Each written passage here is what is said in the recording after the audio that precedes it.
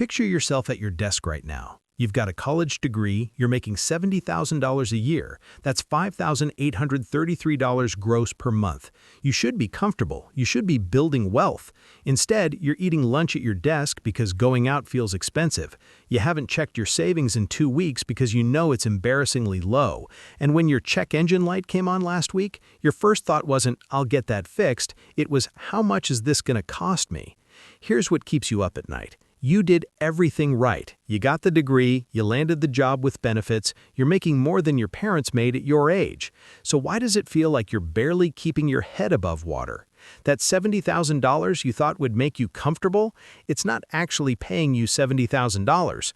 When you account for everything that happens to your money before you can spend it, you're functionally earning what $40,000 used to provide. And I'm not talking about inflation. I'm talking about a systematic extraction of your purchasing power that happens in 3 distinct layers, and the third layer is the one nobody's telling you about. Ever look at your paycheck and wonder where the money actually went? I'm Chris, and I've spent years figuring out why people earning good salaries feel broke. Here's what you need to understand. There are 3 types of deductions eating your paycheck. You know about the first because it's on your pay stub. You probably suspect the second exists but underestimate how much it costs. But the third, almost nobody talks about it because it doesn't show up anywhere official. And that's where the real damage is happening. Here's the thing. You were sold a very specific story about how money works. Work hard, get educated, land a professional job, make a decent salary, live comfortably, save for retirement. This is the American middle-class promise. And mathematically, a $70,000 salary should absolutely deliver on that promise. Think about it, $70,000 a year. Nearly $6,000 every month before taxes. Even after taxes, you should have enough to rent a nice apartment, drive a reliable car, eat well, go out occasionally, and still put money away. That's just basic math. Except that's not what's happening, is it? You're living paycheck to paycheck or dangerously close to it. You've got maybe $3,000 in savings if you're lucky. Unexpected expenses, car repair, medical bill, genuinely stress you out. You can't remember the last vacation that didn't involve a credit card. And buying a house? That feels like a fantasy for people making twice what you make. Here's what I need you to understand. That's not personal failure. That's not you being bad with money. That's not avocado toast or whatever nonsense the internet blames. Your $70,000 salary is being systematically reduced through mechanisms most people don't account for. By the time your money hits your bank account and gets allocated to things you cannot avoid, you're left with the purchasing power of someone making $40,000. Let me take you back to 1990 because understanding what your salary used to buy is crucial to understanding why it feels broken now. In 1990, median household income was $29,943. Adjusted for official CPI inflation, that's almost exactly $70,000 today. We're comparing apples to apples. Here's what $29,943 bought you in 1990. Housing. Median home price was $79,100. Put 10% down, mortgage at 10%, monthly payment was roughly $640. That's 25.6% of gross monthly income. Totally manageable. Healthcare.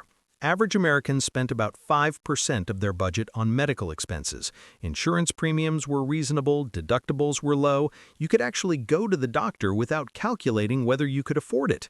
College. Tuition at a 4-year public university was $1,908 per year. You could work part-time over summer and make a meaningful dent. Student debt wasn't a life sentence. That single $29,943 income supported a middle-class lifestyle: house, healthcare, education, and room to save. Now let's fast forward to today. You're making $70,000, the inflation-adjusted equivalent of that 1990 salary. So in theory, you should afford the same lifestyle, right? Let's see. Median home price today is $420,000. Put 10% down, mortgage at 7%, monthly payment is about $2,800. That's 48% of your gross monthly income. You're spending nearly half your income on the same house your parents bought for a quarter of theirs. Healthcare? Americans now spend 11% of household budgets on medical costs with insurance. Your premium alone might be $3,000 to $5,000 annually as employee contribution, plus $1,500 to $3,000 deductibles before insurance pays anything. College tuition? Try $10,940 per year at public universities. That summer job won't cut it. You're graduating with $30,000, $50,000, $100,000 in debt. Here's where it gets really insidious. Your salary adjustments don't keep up. Your employer gives you a 3% raise and calls it cost of living adjustment. Meanwhile, rent went up 8%, health insurance up 6%, car insurance up 10%, groceries up 7%. You're not getting a raise, you're getting a pay cut with a bow on it. You might be thinking, okay, Chris, but I get taxed less than people in 1990. Surely that helps. Let me walk you through the actual math of what happens to your $70,000. Layer 1, the visible taxes.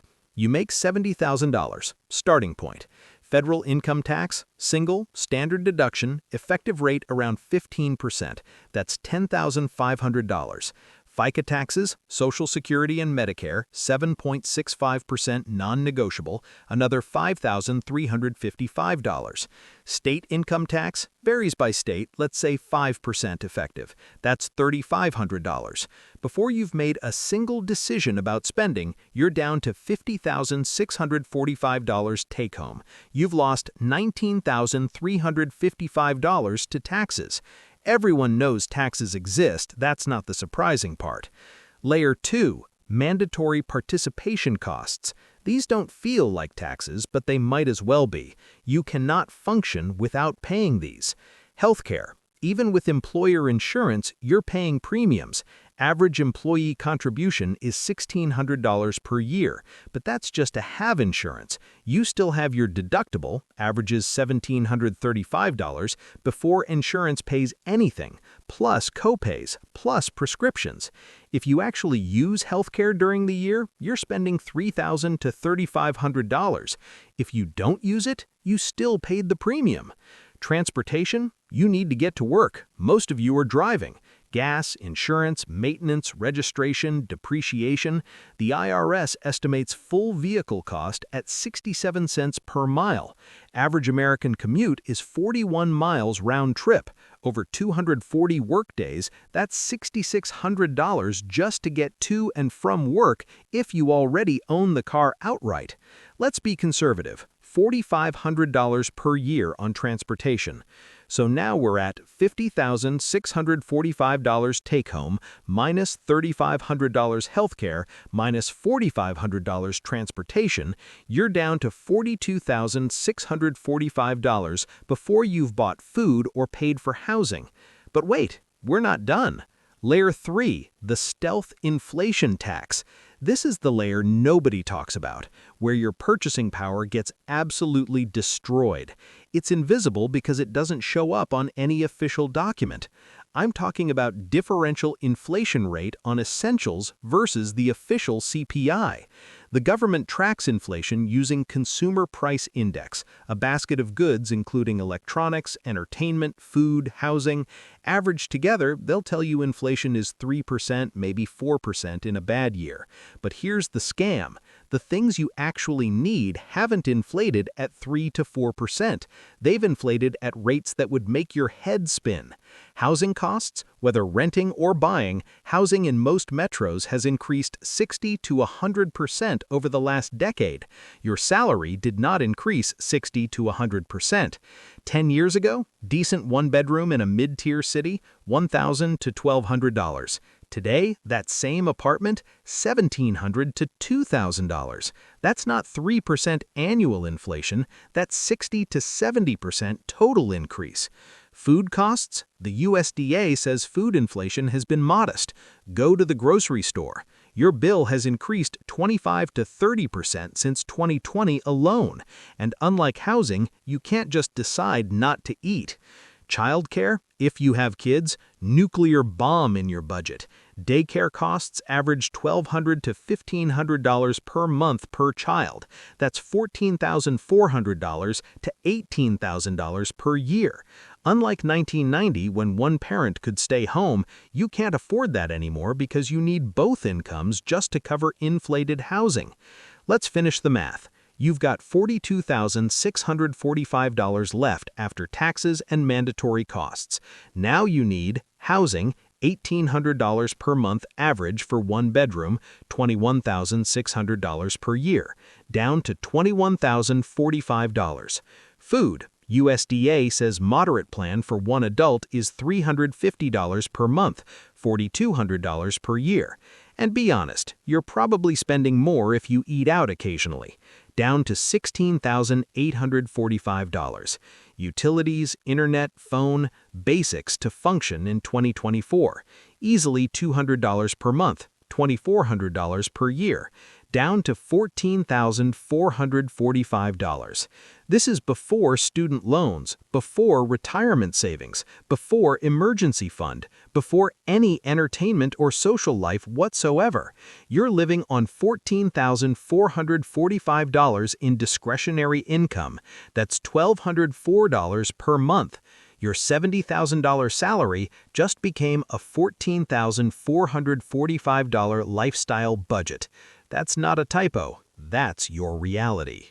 Here's the psychological trap that keeps you stuck. You see $70,000 on your offer letter. You see it on your tax return. Society tells you $70,000 is a good salary. Articles say you're top 30% of earners. Your parents say they'd have loved to make that much at your age.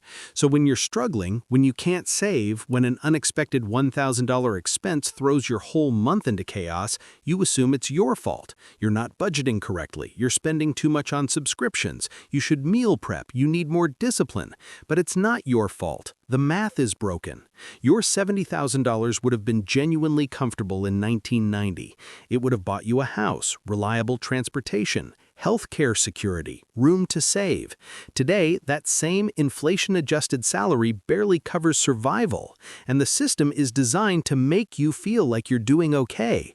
Your employer gives you that 3% raise every year. You get a promotion with a 7% bump and feel like you're making progress. But meanwhile, rent goes up 10%, insurance premiums jump 8%, the cost of everything you need rises faster than your income. You're on a treadmill that speeds up faster than you can run. This is why a 2019 Federal Reserve study found 40% of Americans couldn't cover a $400 emergency without borrowing or selling something. These aren't unemployed people. These aren't minimum wage workers. These are people with jobs, salaries, people who on paper should be fine. They're not fine because their purchasing power has been systematically destroyed. Now you're thinking, this is depressing. I can't just demand my boss pay me $110,000 to compensate, so what do I do? You're right, you probably can't negotiate your way to a salary that fully compensates for purchasing power erosion, but here's the mindset shift that changes everything. Stop accepting that your salary determines your lifestyle. Start making your required lifestyle determine your income strategy. Most people do it backwards. They get a $70,000 offer, then calculate what apartment they can afford, what car payment they can handle. They build their life around their paycheck. That's the trap. Instead, flip the script. Decide what quality of life you actually need, calculate what that costs in real dollars, then make sure your income matches that number, not through wishful thinking, but through strategic action. Here's what that looks like. Strategy 1. Become ruthlessly strategic about income growth. If essentials increase 6 to 8% annually, you need your income to increase at that rate minimum just to stay in place. That 3% annual raise? That's a pay cut. Job hop every 2 to 3 years. Data shows switchers get 10 to 20% raises while people who stay get 3 to 5%. Over a decade, that compounds dramatically. Develop high-value skills, not just any skills, ones that command premium pay. If you're in tech, that's cloud architecture or machine learning. Marketing, paid advertising, or conversion optimization. Skills companies desperately need and will pay for. Build side income, not because hustle culture says so, but because a single income source is a single point of failure. If that income isn't keeping pace with real inflation, you need additional streams.